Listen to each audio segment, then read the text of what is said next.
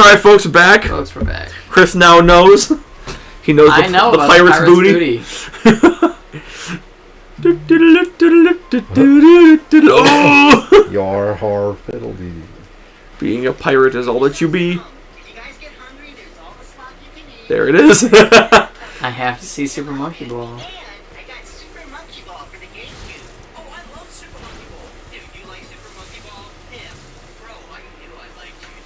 It's so fluid. Right? It's also out of nowhere, too. It really is. Yeah, because like they're doing regular animation right before that, and then right after it. Yeah, it just comes out of nowhere. That's like he turns, and it just like phases so smoothly into it too. Right, and then it yeah. One of and also, that's just not who Mr. Boss is. Like, well, I mean, it is, but like, Mr. Boss can be like really anything. Yeah, he's really a varied character from what I've seen. He really is. That's what I like about Alan too. Is he'll be normal until everyone else around him is normal. Then he'll just be a weirdo. Yeah. What do you mean? I was always like this. Me was born this way. Like, oh, I sure hope Mr. Boss and Alan come and save us. And it shows Alan looking Mr. Boss like, oh, yeah, right. And they just like don't ever address that again. Nope, never brought up again. Except they make like one comment later on the episode. He's like, thanks for whatever. Yeah, thanks for licking all the cookie crumbs off of me. It's very cool. And he just goes, sure, yeah, no problem.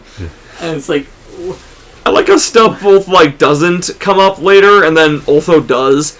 Like there was the random just like throwaway gag in the first episode where like Alan sucks on Charlie's nose for a minute. Yes. Yeah, and they bring it up like a season later. It's like, by the way, dude, there's like a you like sucked on my nose when we were at the whole Desmond thing. It's like, oh, I'm sorry, I don't remember that. Because they're just like sort of standing. Is it in Mr. Boss's office? Yeah, it's in Mr. Boss's office. Oh, I already have a Kakuna. Oh fuck, it's on my team. Oh shit, now I have two of them. Oh god. Oh no, this sucks. There's two of them. There's two of them. Let's see here. Well, that one's the best one around, and that one's the best one in town. So which what? One... Oh, I see what you're saying. So which one will you take? This one's one level away from evolving, so like, why not?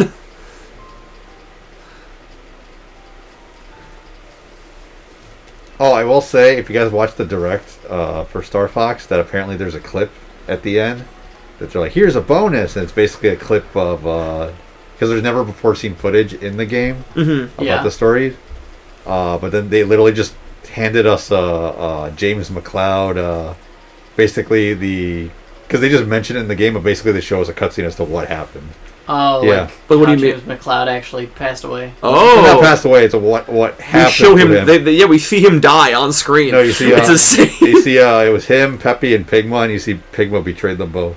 Oh. Which doesn't that result in him dying? He's just missing. Because he fights Andros, and he's like, Fox, follow your heart. Like, Dad, what the fuck? Yeah, and Ridley definitely didn't kill Samus's parents. Oh my god, Andros is a guy. Yeah, I get to see his realistic monkey face. What even, monkey. lore-wise, what is Andros? Yeah, evil scientist that the idea that he experimented on himself so much that he became a giant head with arms. But yeah, he got banished or whatever to I think it was Planet Venom or some shit. And then the game is basically him taking his revenge. He got like Pigma on his side. He got like a bunch of people, and he's gonna like rule over Lilat or something. Dude, they loved floating heads as final bosses in that era of video games. Hell, it extends further. Look at Donkey Kong Country Returns. Dude, look at Bowser the Mario Wonder. Yeah, look at what was it, Mario Odyssey with the Aztec guy, whatever his name was. The Golem from Super Mario Galaxy. Yeah, Bouldergeist. Bongo Bongo. I'm not familiar. From Ocarina of Time. Ah, that's why I'm not familiar. Floating heads with hands. Right. Yeah, man. It's a boss archetype for real. Specifically a Nintendo one. Yeah. Does not show up much outside of Nintendo. Right. I feel like. How do you feel drinking coffee from these people knowing they hate you? I didn't know that. Well, yeah, you don't don't know they hate you. Well, Yet. also they don't hate you yet. Yeah. You didn't cause Team Flare to disappear, so it's not your problem. Guys, spoilers. Oh. Well, I'm talking about the plot of X and Y. Spoiler owl. Oh, I guess. Foiled and spoiled again. To be fair, it didn't even, like, The spoiler hour. genuinely, the motif that coffee truck has didn't even really click with me, I don't think. I did. Oh, really? Later in They the really story. it was there from the beginning. All your adventures are just like. And it's just like this. They just tilted it and put like a slash through it. The didn't one they? lady's like, "You didn't tip me enough, you piece of shit. So now we're gonna fight." I am Rod Sterling. See that shit? That shit was fucked. I'm Rod Sterling. Twilight Zone, like, imagine if you will, you're having a good night. All of a sudden, your friend invites you to play Marvel Rival. I mean, Andros... Out of the corner of your eye, you see him, Shia LaBeouf. Sorry, I'm stuck on Andros existing. Andros says, opposing me is truly a death sentence. Just ask your father. Like... Yes, but then as you beat him, everything explodes, and then you hear his father be like, "Fox, don't give up." And he's like, "Dad." I guess so. So it's the mystery. Ooh. Yeah, exiled to the distant penal planet of Venom for his destructive and dangerous experiments with biotechnology. Recently resurfaced as the supreme commander of a seemingly unstoppable military force. Military force overran many planets in the Lilat system. All these things. Exposure to his own deadly experiments may have driven him mad, but it doesn't explain why he became a fucking floating head. Well, you don't when you just become a mad scientist? I'm gonna keep looking at this.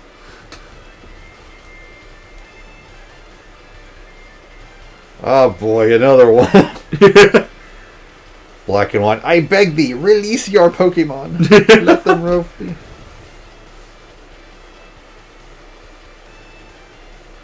Oh boy. Oh brother, this guy. If he didn't have Mega Phalanx, this guy would be stupid. You didn't like this guy? I didn't love him or hate him. He just was there. That's kind of His where I was sister at. was more interesting because Yeah. the Chandelure. This guy's kind of just a bit of a cornball. But, it's all good. Pigma was James McLeod's best friend, according to the wiki. And then he stabbed him in the back. Pigma ball. Pigma ball. Damn you! No!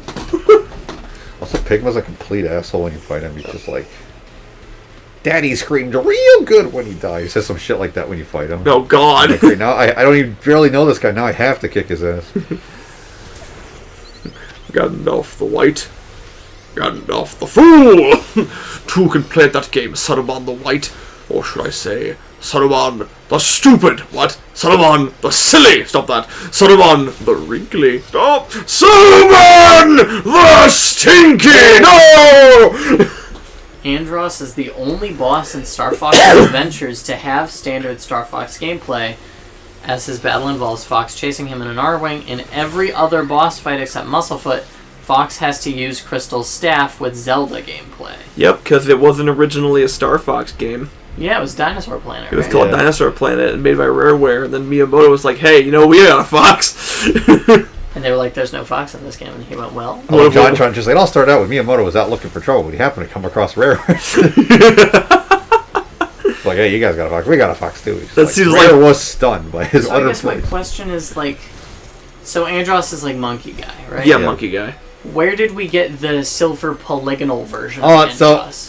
technically the very first game was the Star Fox SNES, and that's when the characters were like, and out there were making just weird noises. Yeah. And so they would just... The game really functioned. He like animated icons, but the final boss was Andros. Was he always formed like what you saw in the Smash Bros thing, which is the polygonal thing, and then every time you beat him, it'd be like this cube with Andros' face, and then he'd reform the silver things, and yeah.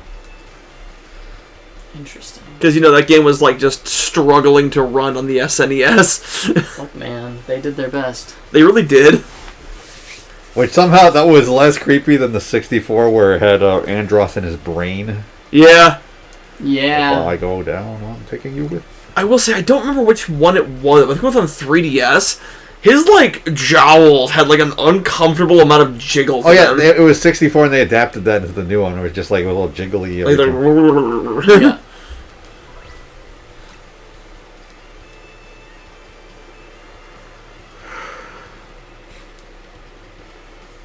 I'm gonna smash you. I'm gonna wreck it. We're gonna what? I will say, This guy blows butt. Ivor's outfit, wearing that in the DLC, peak. Yeah. I like his outfit. I really fuck with his outfit. It is the only way to get muscles on your character. That's funny. And it's not like an egregious amount of muscles in it or anything. It's just like, oh, my character works out a little bit. No. No. I want to be ripped. I want to be shredded. I love the implication that if you win the Z Royale, the company somehow can grant any wish. It's the area. The area? The shiny Pokemon area. Oh. This is the place. You don't say. I decree 4 minutes of going back and forth into that doorway as we chat and see if we can get a shiny Pokemon. Well, I mean, we caught a shiny Mudbray in the last one, so we it's did. possible. We did. Just going back and forth? Yeah, I think you can literally just hold back on the stick. Oh, hang on, give me this first. Yeah. Well, then what is this? Aerial. Ooh, Aerial Ace. I never picked that up. What the fuck?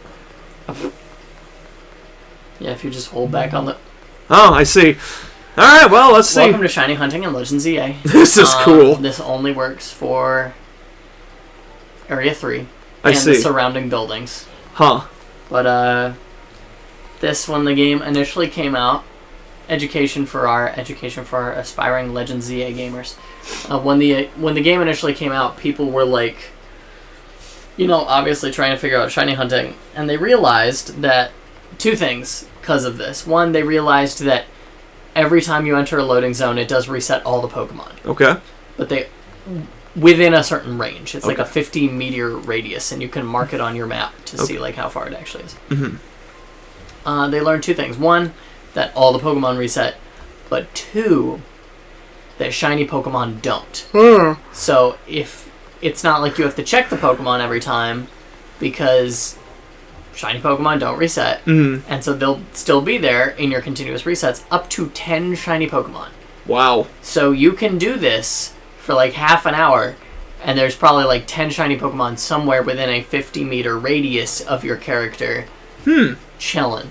So from this, I've gotten too many Letlios. Like an entire Pride of Lions. It's bad. Nice. Pancham, Skiddos. I think you can get Esper. I've never been lucky enough to get Esper. But I'll also on the here. building behind here, there's Budew and Scatterbug. So I like Shiny Roserade. Shiny Roserade. I have. And usually, I guess he's not there right now, but like eventually there's an Alpha Litleo that always spawns in front of the stairway, so it's really easy to get like an Alpha Pyroar. So it's a limited selection of Pokemon, but they are maybe the easiest shiny hunt to ever exist in a Pokemon game ever. Like, just do this. Just do... One morning, I did this for like 10 minutes, and I just stuck the TV remote under the stick, Okay. and I ate a peanut butter and jelly sandwich. And then when I was done with the peanut butter and jelly sandwich, I threw away... Well, it was an Uncrustable. I'll be more real. It was an Uncrustable. Alright. I finished the Uncrustable. I threw away the wrapper. I took the TV remote out from under the stick, and I went out and caught like 4 shiny Pokemon. Nice. And that was just breakfast. That was just breakfast. And I was like, this doesn't really feel like shiny hunting, I've got to be honest. Yeah. But, Hey, don't ask how the sausage is made. Because I saw a thing like that a while ago back when, what was it? Back when, I think Sword and Shield was new, and you could, like, basically, there was, like, this dongle you could get to, like, plug into your Switch dock, and it would basically shiny hunt for you. Like, it would do the Masuda method where you just go in circles, but it would do it for you. yeah. Which, gotta say, after doing Masuda, I did Masuda method, I think, 3 times on Sword and Shield, and that sucked. Yeah. I don't know what... I think Sword and Shield actually killed shiny hunting for me. It really sounds like it. Cresselia was the nail in the coffin. Not even. No. Like, frickin' Impidimp? Impidimp was the last hunt I really went on. That was the last hunt that actually succeeded, right? Yeah. And that was like, 2,000 eggs in. Yeah. I'm guessing you would have mentioned it by now, but I'm guessing you haven't recruited a shiny in Champions yet? No, I've Haven't not. seen one? No. After I got to Master Ball tier, It gave me a shiny. Yeah? Finally. What was in the it? Recruit. It was the only Pokemon I'd used since the very beginning. Oh? It was Hisuian Zoroark. Nice! It was Crisp. so perfect. That's I reached beautiful. Master Ball tier, the purple Pokeball tier, go into Recruit shiny, and it's the purple Zoroark. I was like, Oh, nice. poetic justice. So that's the only shiny I've gotten in Champions, but I couldn't have asked for a better one after after climbing the ranks. But I think the odds are pretty low of getting a shiny in Champions. Like I've seen a number of posts about it, but I've recruited like twice a day, every day since the game came out a month ago. So that's like It's been a month already? Yeah. Damn. Or close to. But if I were, and I spent some tickets, so what's 60 times... You realize I could put Pokemon Champions in the top 5 games we played this year. You could. So I guess that's 600 Pokemon I've seen so far in one shiny. So, not bad, but also not Not too crazy. Crazy. Yeah. We'll have to talk about being crazy next time. Bye!